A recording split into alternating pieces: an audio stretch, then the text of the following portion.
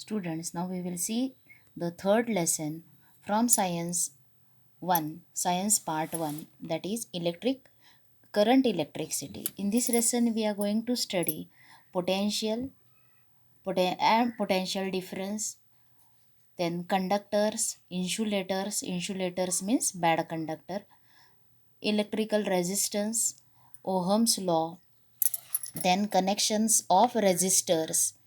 There are two in this here we are going to study the two ways of connecting resistors, that is series and parallel, and the effective resistance of the circuit.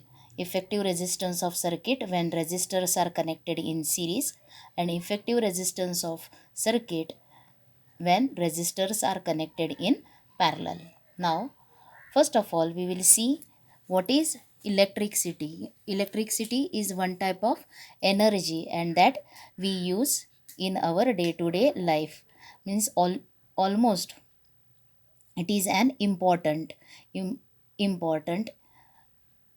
all the devices, that is different devices in our house, they run on electricity. For example, fridge, mixer, fan, then vacuum cleaner, all these works on electric supply, electricity.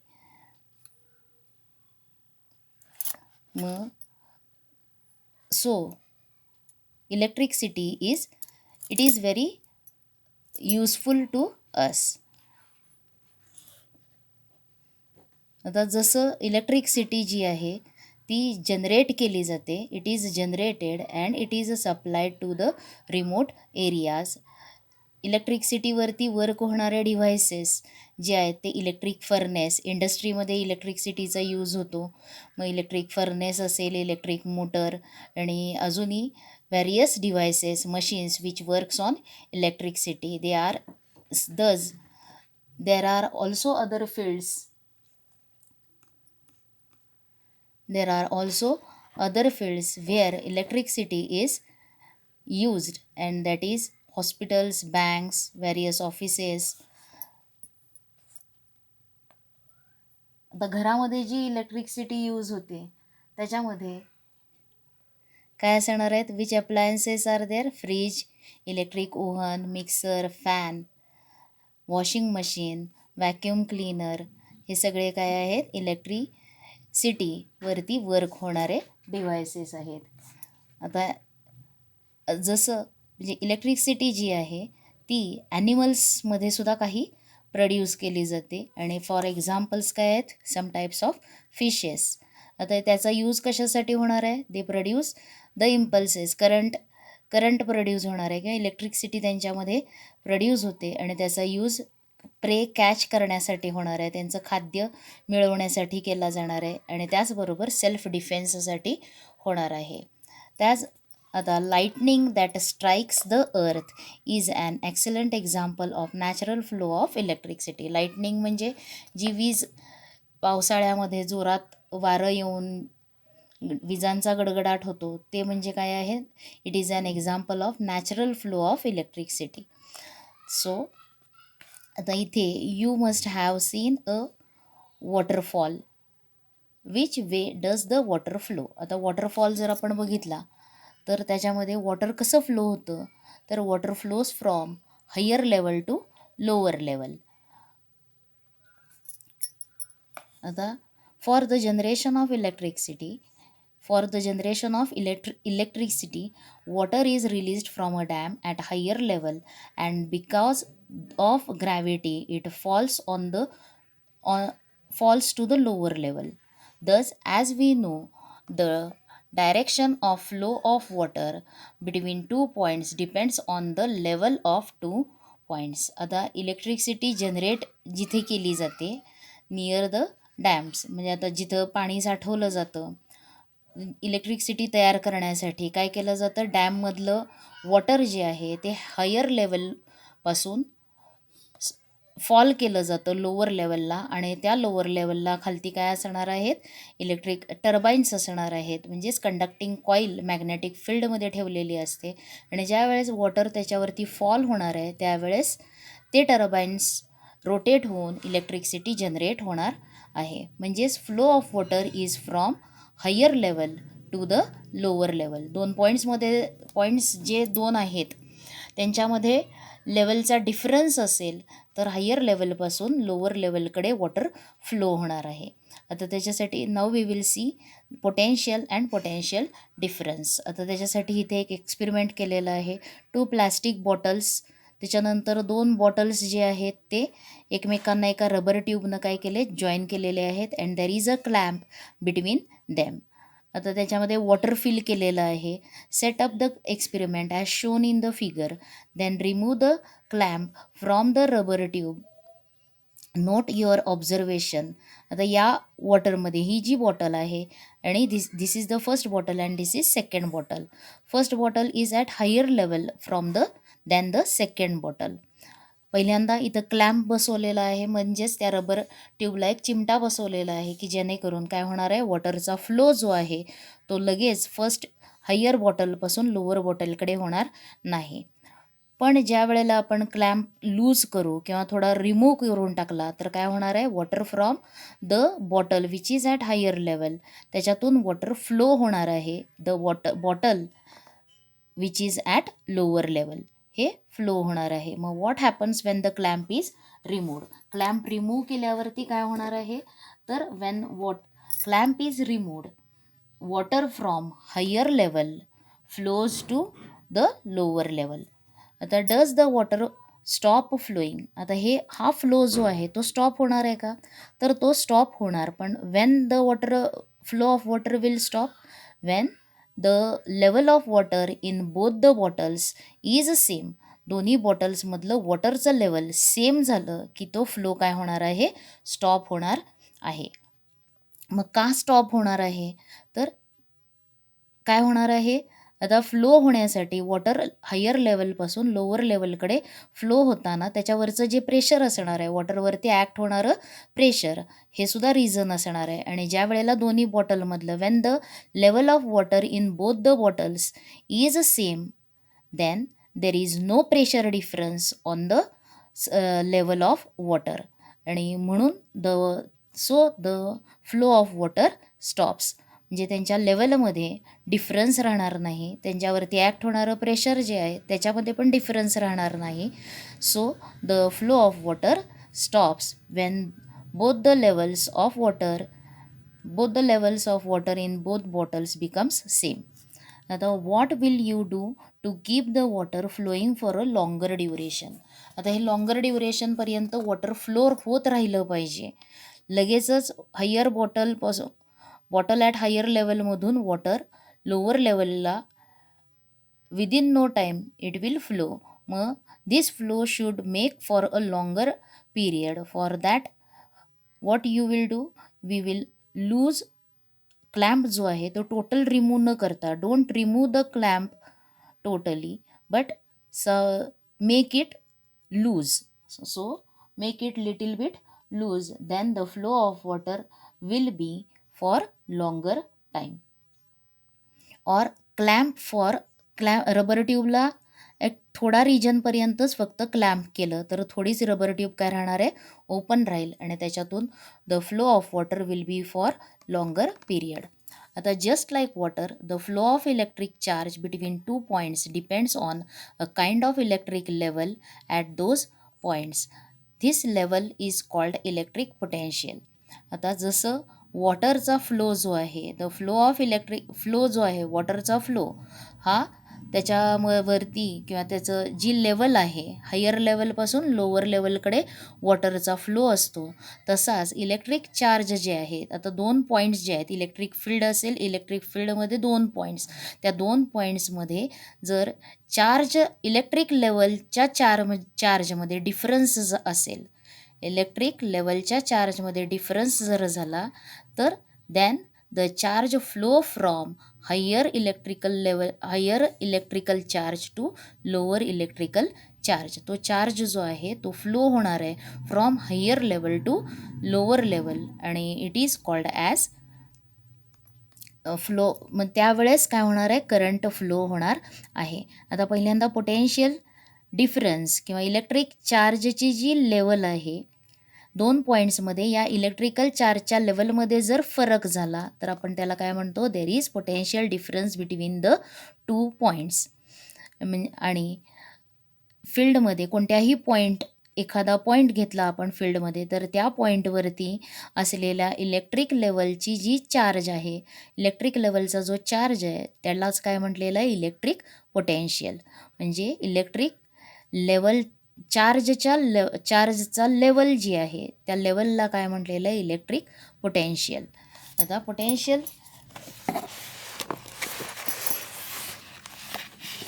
पुढचा part बघूयात. तर त्याच्यामध्ये potential charge किंवा a positive charge flow from point of higher potential to a point of lower potential. आता electric फील्डमध्ये दोन points consider केले. आता ज्याच्यामध्ये electric लेवलची charge, electric चार्जचं level greater आहे तो काय कन्सिडर करायचा आहे, पॉझिटिव्ह.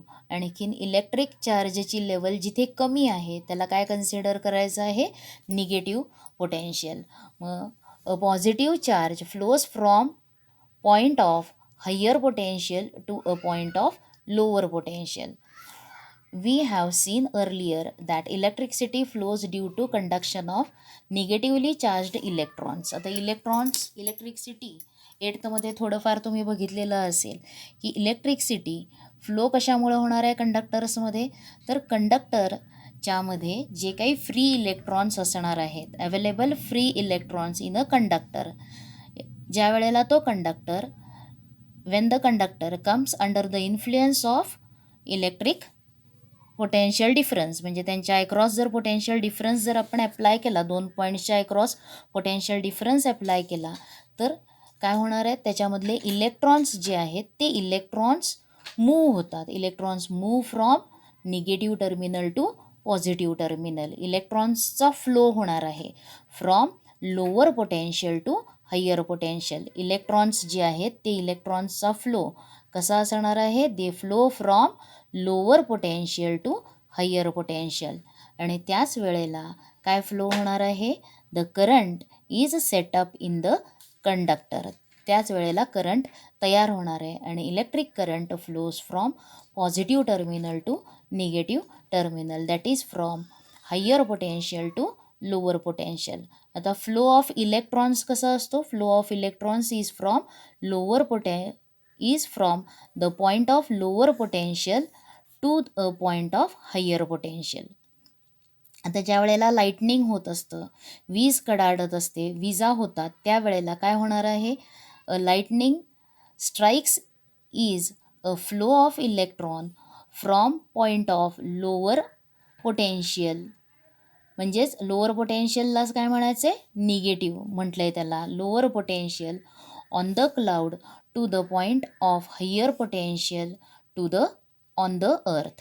आता वीज कडाडते, वीज पडते किंवा वीज येते जमिनीवरती, त्यावेळेस तिचा फ्लो कसा असणार आहे, लोअर पोटेन्शियल. इलेक्ट्रॉन्सचा फ्लो जो आहे तो लोअर पोटेन्शियलपासून हायर पोटेन्शियल, अर्थात अर्थ जी आहे ती अर्थचं पोटेन्शियल काय असतं, पोटेन्शियल ऑफ अर्थ इज 0.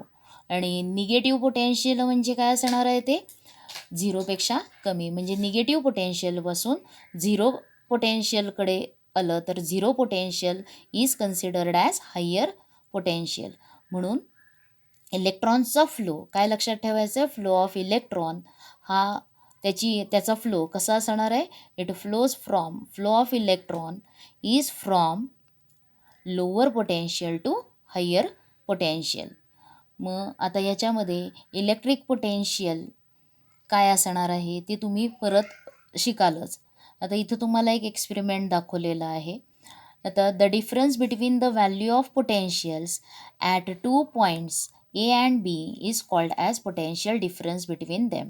आता ए आणि बी हे 2 पॉईंट्स, या 2 पॉईंट्सच्या इलेक्ट्रिक लेवलच्या चार्जच्या डिफरन्सला काय म्हणायचं आहे, potential difference. The difference between the values of potential. आता पोटेन्शियल म्हणजेच काय, पोटेन्शियल म्हणजे काय असणार आहे, इलेक्ट्रिक चार्जची लेवल जी आहे त्याला म्हटलेलं आहे potential.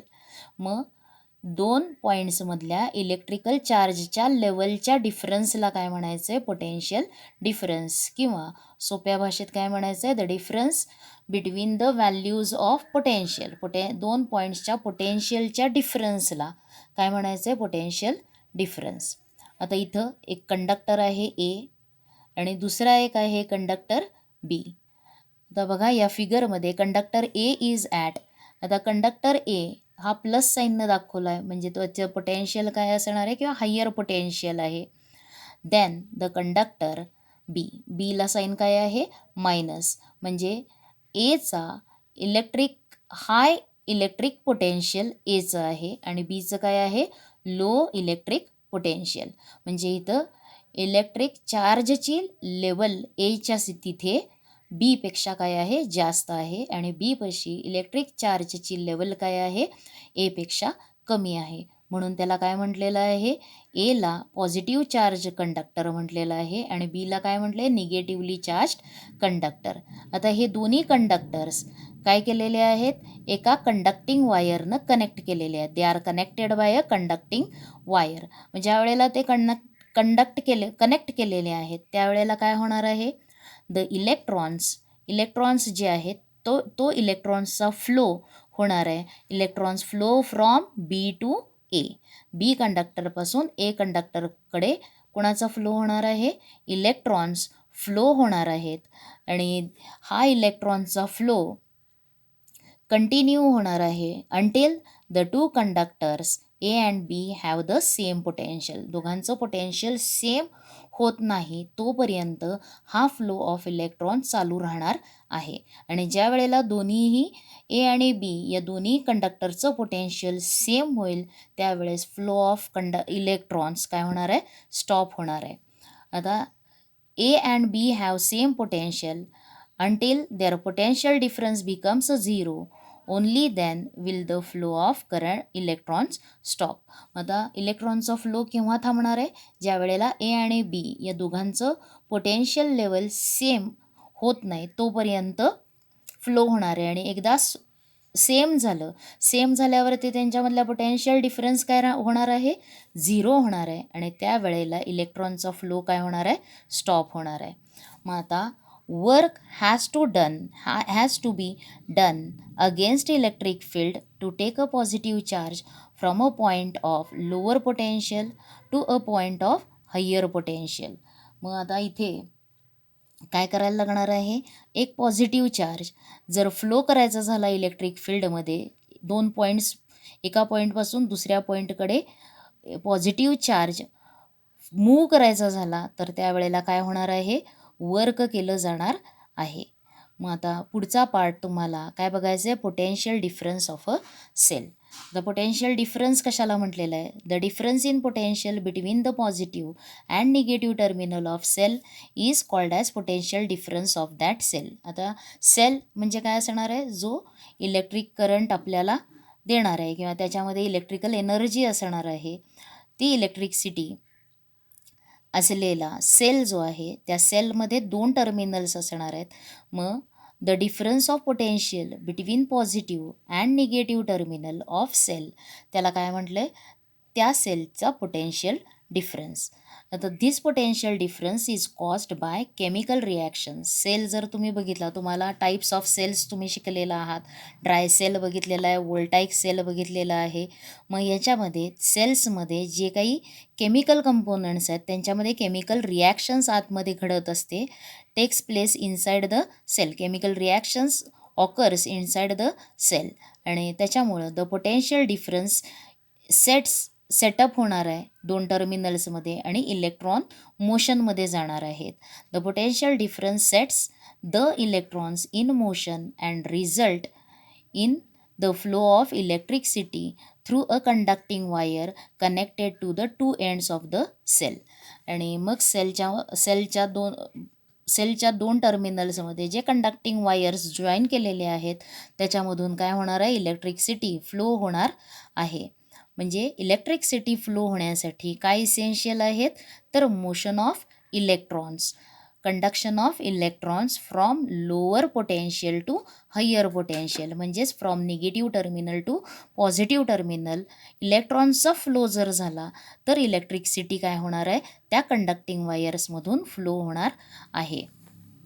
The amount of work done to carry unit positive charge from point A to point B is called the electric potential difference between the 2 points. मग आता इलेक्ट्रिक पोटेन्शियल डिफरन्स त्याची जी definition आहे, पोटेन्शियल डिफरन्स काय येणार आहे, potential डिफरन्सची definition, तर the potential difference between 2 points in an electric field. आता ए पॉईंट आणि बी पॉईंट कुठं असणार आहेत, इलेक्ट्रिक फील्डमध्ये असतील. त्यावेळेला एक युनिट पॉझिटिव्ह चार्ज मूव्ह करायचं आहे फ्रॉम ए टू बी, आणि ते मूव्ह होत असताना जेवढं वर्क केलं जाणार आहे,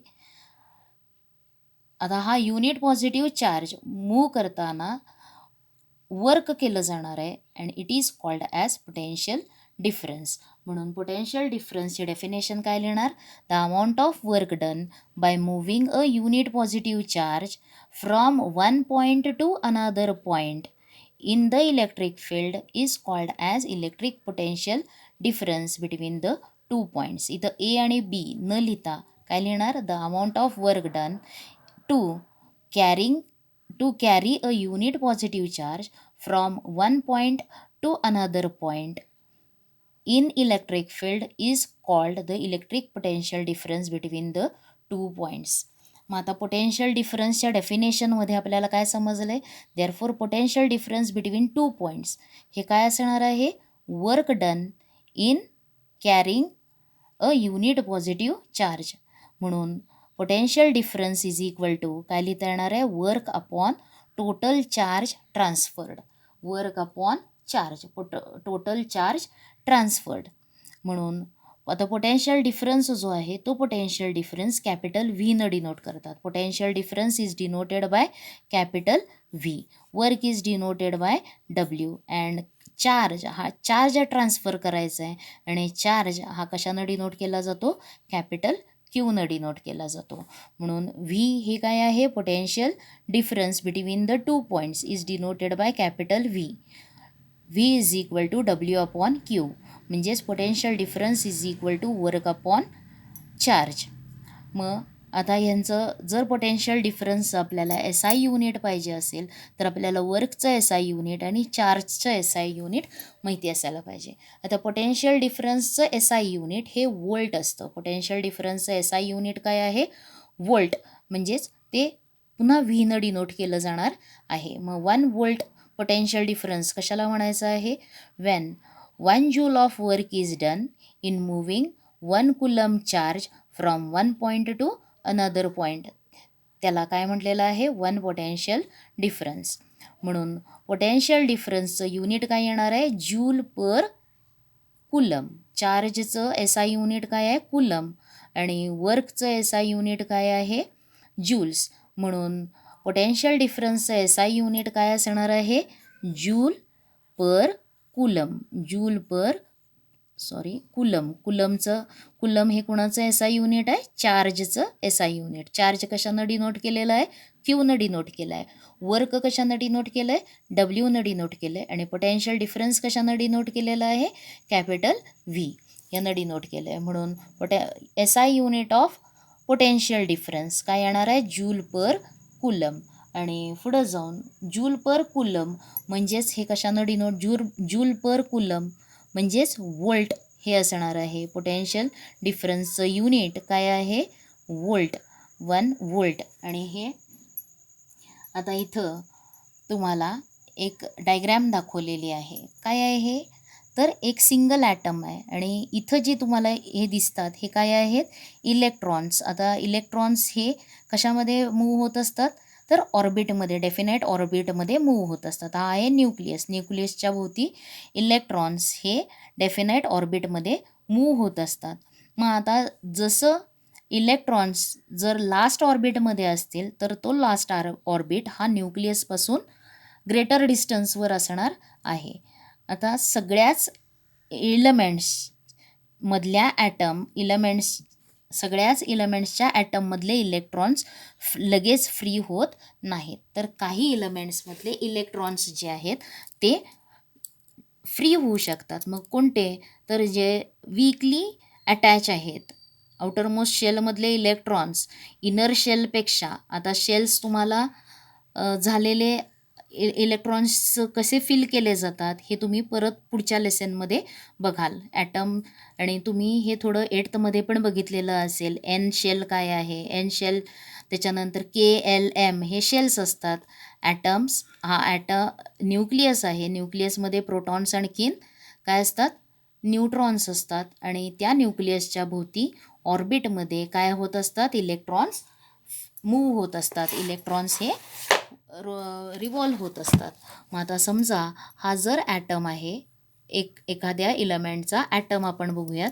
मग हा सेंटरला काय असणार आहे? त्याच्या न्यूक्लियस, आणि न्यूक्लियसच्या भोवती काय असणार आहे? Different orbits.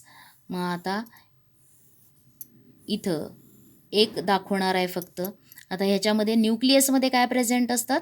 तर protons and neutrons. Protons and neutrons are present in nucleus. Protons and neutrons यांचा एक नंबर असणार आहे, आणि त्याच्या भोवती काय असणार आहेत?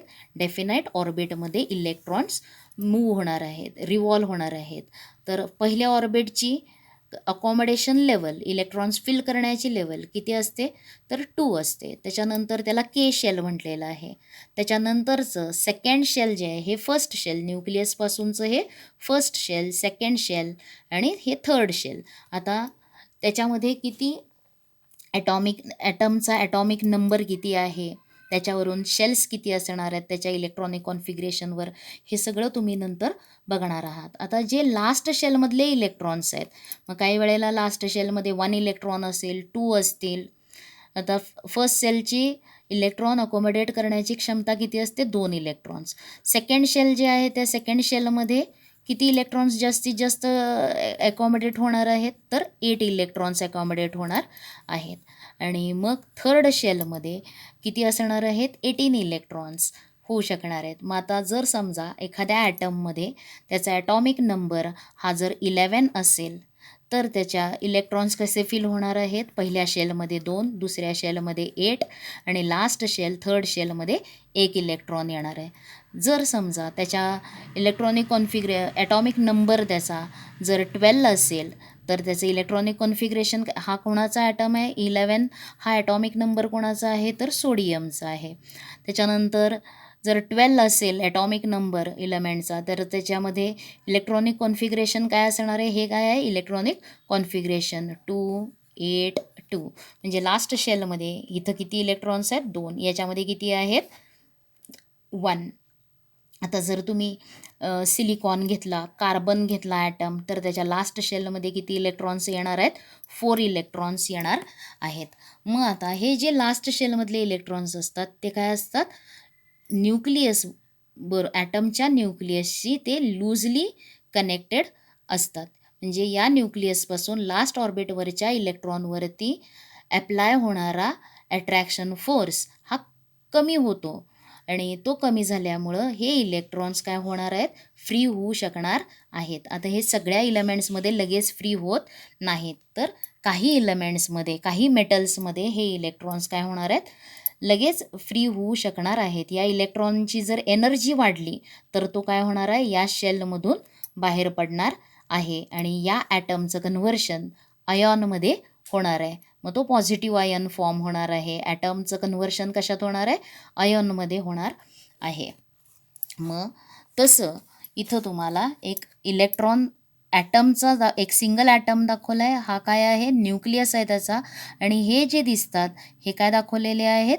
इलेक्ट्रॉन्स आहेत, ऑर्बिटमध्ये मूव्ह होणारे इलेक्ट्रॉन्स. आता याच्यामध्ये जर ह्या इलेक्ट्रॉन्सची, आउटरमोस्ट शेलमधल्या इलेक्ट्रॉन्सची एनर्जी इन्क्रीज झाली तर ते काय होणार आहेत? त्यांची एनर्जी वाढली तर ते त्या शेलमधून बाहेर पडणार आहेत. मीन्स दे बिकम फ्री, ते फ्री होऊ शकणार आहेत. आता लास्ट शेलमधले इलेक्ट्रॉन्स जे असतात ते इनरमोस्ट शेलपेक्षा न्यूक्लियसला वीकली अटॅच असतात. त्यांच्या न्यूक्लियसपासून ॲप्लाय होणारा न्यूक्लिअर चार्ज जो आहे तो काय असणार आहे, लास्ट शेलमधल्या इलेक्ट्रॉन्सवरती कमी असणार आहे तुलनेनं पहिल्या शेलमध्ये दुसऱ्या शेलवरच्या मधल्या इलेक्ट्रॉन्सपेक्षा लास्ट शेलमधल्या इलेक्ट्रॉन्सवरती न्यूक्लियसपासून अप्लाय होणारा न्यूक्लिअर चार्ज हा काय होणार आहे, कमी असणार आहे. आणि जर लास्ट शेलमधले इलेक्ट्रॉन्सवरती कमी चार्ज असेल तर ते काय होणार आहेत, फ्री होऊ शकणार आहेत. मग इथं तुम्हाला atom in a conducting solid इथं काय दाखवलेले आहेत, कंडक्टिंग जो आहे कंडक्टर जो आहे त्या सॉलिडमधले ॲटम्स इथं दाखवले आहेत.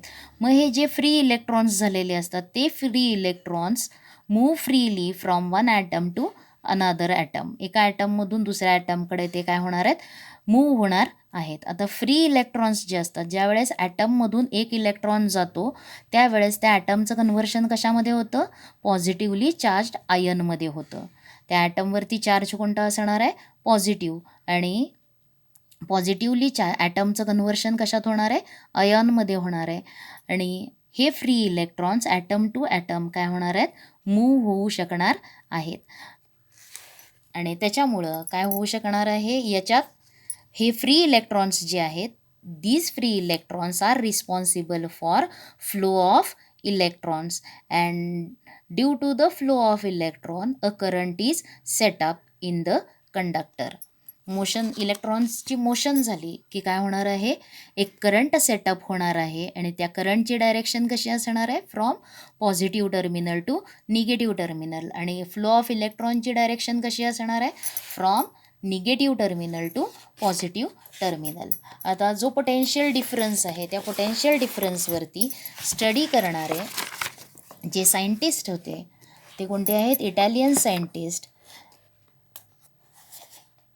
एल्सँड्रो वोल्टा. त्यांनी हे केलेलं आहे, इलेक्ट्रिक सेल कन्स्ट्रक्ट केलेला आहे पहिला. आणि त्यांच्या ऑनरमध्ये पोटेन्शियल डिफरन्स जे SI युनिट आहे त्याला नेम काय दिलेलं आहे, जूल पर कुलम, त्यालाच काय म्हटलं वोल्ट, हे त्यांच्या ऑनरमध्ये नेम दिलेलं आहे. आता इथे तुम्हाला पुस्तकात काय दिलेले आहेत, तर पोटेन्शियल डिफरन्सचे काही युनिट्स दिलेले आहेत. इथं स्मॉलर युनिट दिलेले आहेत. पहिल्यांदा SI unit of potential difference is volt.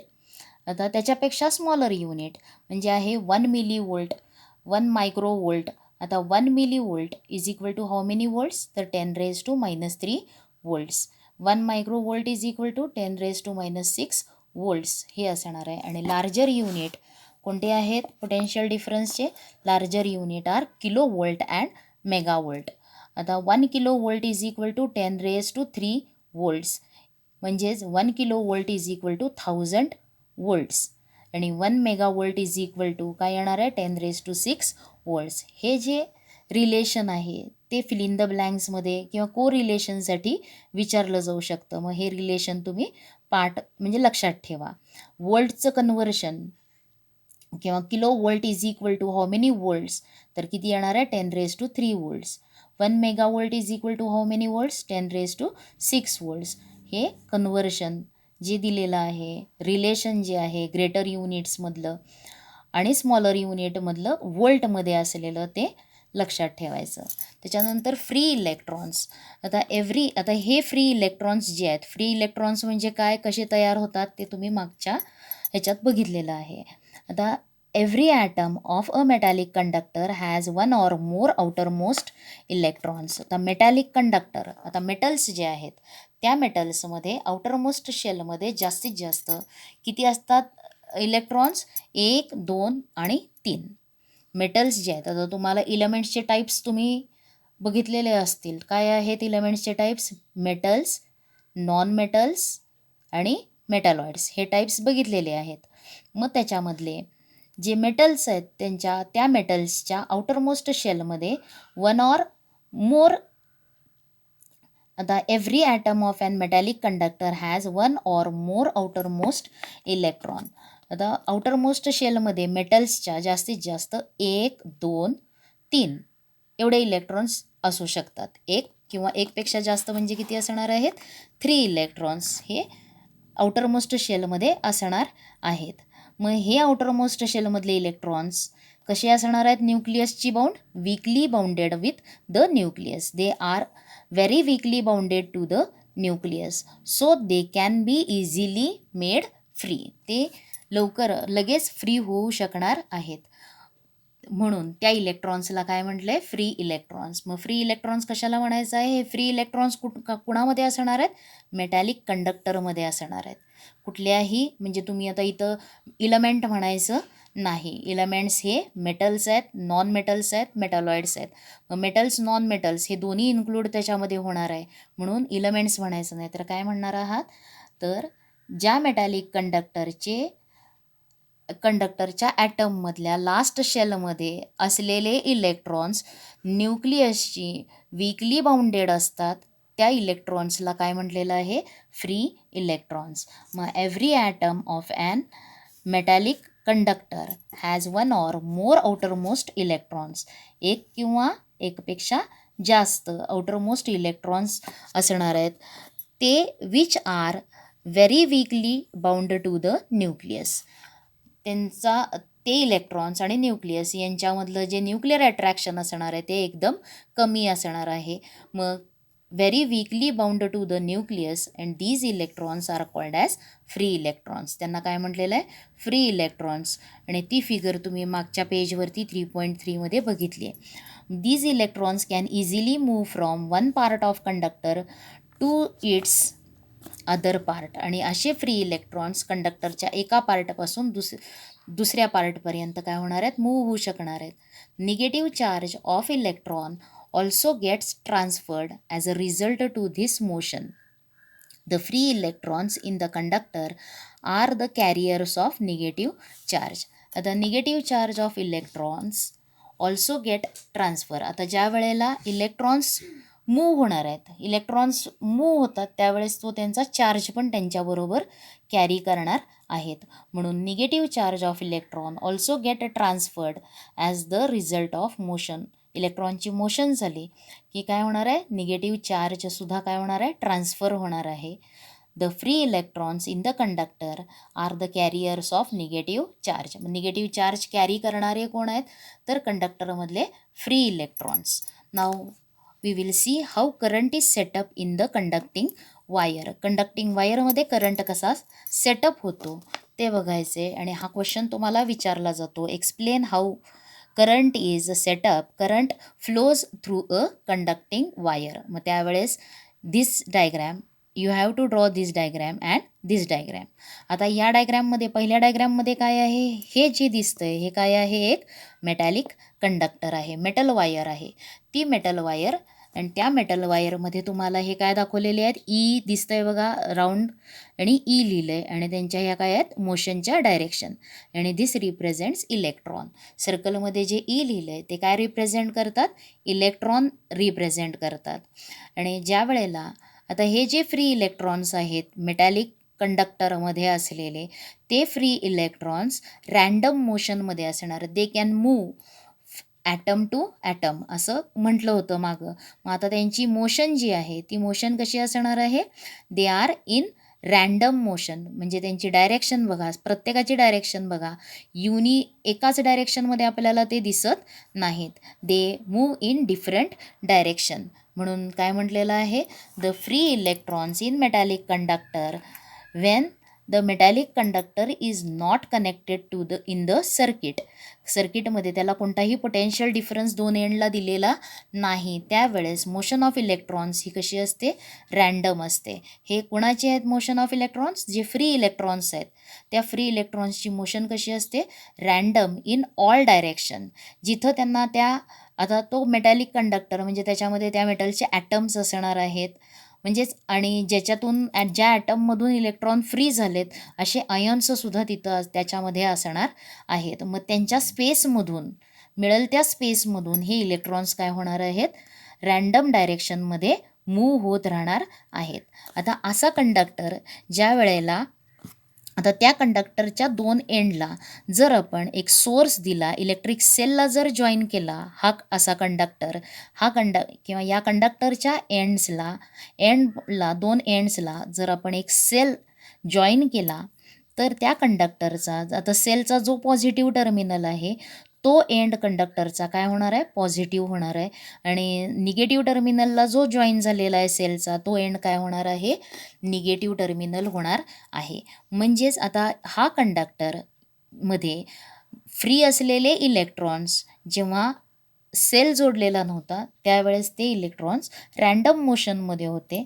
आता त्यांची मोशन कशी होणार आहे, दे मूव्ह इन वन डायरेक्शन. ते एकाच डायरेक्शनमध्ये सगळे इलेक्ट्रॉन्स फ्लो झालेले दिसतात तुम्हाला. बघा, the flow of electron, direction जी आहे, direction of flow of electron is in one direction. आणि ती डायरेक्शन कोणती आहे, from negative terminal to positive terminal. Why this happens, because of the influence of the electric cell. जे potential difference आलेला आहे, म्हणजे हा कंडक्टरचा हा पार्ट जो आहे, this end becomes higher potential and this end becomes lower potential. मग ह्या पोटेन्शियल डिफरन्सच्या इन्फ्लुएन्समुळं one end becomes positively charged and the other becomes negatively charge. म्हणजे त्या दोन एंड्समध्ये पोटेन्शियल डिफरन्स तयार होणार आहे. And due to the influence of this potential difference the free electrons move from lower potential to higher potential. मग इथं दिलं आहे बघा, when we connect the ends of wire to the two terminals of cell, electric force acts on the electrons. Being negatively charged, they start moving from negative to positive terminal of the cell as shown in the figure. Due to the flow of this current, these electrons current starts to flow through the wire. This motion of electron is irregular, but there is a definite non-zero value to their average velocity. आता त्यांची velocity जी आहे ती average जर बघितलं तर ते काय राहणार आहे, 0. आता मोशन ऑफ इलेक्ट्रॉन्स इथं काय दिसतं तुम्हाला, मोशन ऑफ ह्या फिगरमध्ये, सेकंड फिगरमध्ये बी फिगर काय आहे, motion of electrons when after applying the potential difference to the two ends of the wire. ही काय आहे, वायर आहे आणि त्या वायरच्या दोन एंड्सला जर आपण एक पोटेन्शियल डिफरन्स अप्लाय केला, पोटेन्शियल डिफरन्स अप्लाय करण्यासाठी आपण काय जॉईन केलेलं आहे तिथं, इलेक्ट्रिक सेल. आणि त्याच्या इन्फ्लुएन्समुळं हे इलेक्ट्रॉन्स जे आहेत ते एका डायरेक्शनमध्ये फ्लो होणार आहेत. आणि त्यांचे इलेक्ट्रॉन्स ज्या वेळेला फ्लो होतात, इलेक्ट्रॉन्स फ्लो झाले की काय तयार होणार आहे, इलेक्ट्रिक करंट तयार होणार आहे. Electric current flows in the conductor. आणि इलेक्ट्रिक करंट त्याची डायरेक्शन कशी असणार आहे, from positive terminal to negative terminal. आता इलेक्ट्रिक करंट हा काय आहे, and electric current is the flow of electrons through a conductor. Quantitatively current, आता करंट जो आहे तो करंट कशानं डिनोट केला जातो, capital I, is defined as the charge passing through the conductor in unit time. Electric करंटची definition काय येणार आहे, तर charge passing through a conductor in unit time. Unit टाईममध्ये कंडक्टरमधून किती चार्ज पास झाला त्याला काय म्हटलेलं आहे, करंट. आता कंडक्टर जो बघितला तर ती वायर असणार आहे आणि ती वायर जी आहे त्याला एक, बघा कोणती पण तुम्ही वायर बघितली तर ती तुम्हाला कशी दिसते, सिलेंड्रिकल शेपमध्ये असते. हे जो असणार आहे इथून इथंपर्यंतचा पार्ट हा काय असणार आहे, त्याला म्हटले क्रॉस सेक्शनल एरिया. बघा मी इथं फक्त मोठं काढून दाखवते. ही वायर आहे, सिलेंड्रिकल फॉर्ममध्ये असणार आहे आणि हा जो असणार आहे ही क्रॉस सेक्शनल एरिया असणार आहे. त्याची काय असणार आहे, क्रॉस सेक्शनल एरिया. मग काही वायर्स काय असतात, थिक असतात आणि काही वायर आपल्याला काय दिसतात, थिन दिसतात. बघा, मग जर थिन असतील तर त्याचा क्रॉस सेक्शनल एरिया काय असणार आहे, कमी असणार आहे. आणि थिक असतील, जाड असतील तर त्यांचा क्रॉस सेक्शनल एरिया काय असणार आहे, जास्त असणार आहे. मग इलेक्ट्रिक करंट त्याची डेफिनेशन काय येणार आहे, तर इलेक्ट्रिक करंट म्हणजे काय असणार आहे, तर flow of electrons in a conductor. इलेक्ट्रॉन्सचा flow in a conductor or the amount of charge flowing through the conductor through cross section of a conductor in unit time. किंवा ते टाईम काय लागेल तो टाईम असेल त्याच्यामधून त्याला काय म्हटलेलं आहे, इलेक्ट्रिक करंट. म्हणून आय इज इक्वल टू काय फॉर्म्युला आहे, इलेक्ट्रिक करंट कशानं डिनोट होतो, कॅपिटल आय. इलेक्ट्रिक करंटची साठी फॉर्म्युला काय येणार आहे, I is equal to Q upon T. Electric current is the flow of charge through the conductor in unit time. Time कशानं डिनोट केला आहे, स्मॉल टीनं डिनोट केला आहे. I is equal to Q upon T. आता Q म्हणजे काय आहे, चार्ज. चार्जचं एस आय युनिट काय आहे, कुलम. टाईमचं एस आय युनिट काय आहे, सेकंड्स. म्हणून करंटचं एस आय युनिट काय येणार आहे, कुलम पर सेकंड्स. आणि कुलम पर सेकंडलाच दुसरं नेम काय दिलेलं आहे, ॲम्पियर. काय दिलं आहे, ॲम्पियर. म्हणून S I unit of current हा काय आहे, ampere. The unit of charge in S I unit is coulomb. आणि तो कशानं डिनोट केला आहे, सीनं डिनोट केलेला आहे. Current is expressed in ampere. Current हा कशामध्ये एक्सप्रेस केला जातो, किंवा S I unit of current काय आहे, ॲम्पियर. आणि the charge on 1 electron is 1.6 × 10⁻⁻19 coulomb. आता एका इलेक्ट्रॉनवरती असलेला चार्ज किती आहे, तो चार्ज इलेक्ट्रॉनवरती 1.6 × 10⁻⁻19 कुलम एवढा चार्ज एका इलेक्ट्रॉनवरती असतो. आता ॲम्पियरची डेफिनेशन काय येणार आहे, तर 1 ॲम्पियर करंट. आता 1 ॲम्पियर करंट कशाला म्हटलेलं आहे, is said to flow in a conductor if 1 coulomb charge flows through it every second. प्रत्येक सेकंदाला जर 1 कुलम एवढा चार्ज त्या कंडक्टरमधून फ्लो होत असेल तर त्याला काय म्हटलं आहे, 1 ॲम्पियर करंट. त्याच करंटला काय म्हटलं आहे, 1 ॲम्पियर करंट. म्हणून इथं 1 ampere current is equal to 1 coulomb upon 1 second. जसं तुम्ही पोटेन्शियल डिफरन्सचे स्मॉलर युनिट्स बघितले तसे करंटचे सुद्धा स्मॉलर युनिट आहेत. आणि काय आहेत ते, 1 मिली ॲम्पियर, 1 मायक्रो ॲम्पियर. आता 1 milli ampere is equal to 10⁻³ ampere. 1 micro ampere is equal to काय आहे, 10⁻⁻6 ॲम्पियर. आता फ्रेंच सायंटिस्ट ॲम्पियर त्यानं कंडक्टेड एक्सपेरिमेंट्स ऑन इलेक्ट्रिसिटी. आणि त्याच्यामुळंच त्याच्या ऑनरमध्ये काय झालेलं आहे, करंटचं एस आय युनिट जे आहे त्याला नेम काय दिलेलं आहे, ॲम्पियर दिलेलं आहे. आता तुम्हाला याच्या पुढचा पार्ट ह्याच्यावरती काय आहेत, एक्झाम्पल्स. तर तुम्ही जेवढं सांगितलेलं आहे, आता एक्सप्लेन केलेलं आहे, तो पार्ट लेसनचा रीड करा, नीट ऐका. सांगितलेला व्हिडिओ जो एक्सप्लेन केलेला आहे ते एक्सप्लेनेशन केअरफुली ऐका, लिहा. आणखी पूर्ण लेसन जो आहे जेवढा झाला आहे तेवढा वाचा. आणि ज्या ज्या तुम्हाला डेफिनेशन्स लिहायला येतात, पोटेन्शियल डिफरन्सची येणार आहे, फ्री इलेक्ट्रॉन्स म्हणजे काय येणार आहे, परत इलेक्ट्रिक करंट म्हणजे काय, त्याचं एस आय युनिट काय आहे, पोटेन्शियल डिफरन्सचं एस आय युनिट काय आहे, पोटेन्शियल डिफरन्सचा फॉर्म्युला काय आहे, potential difference is equal to work upon time. म्हणून तुम्ही V is equal to W, work upon charge, V is equal to W upon Q.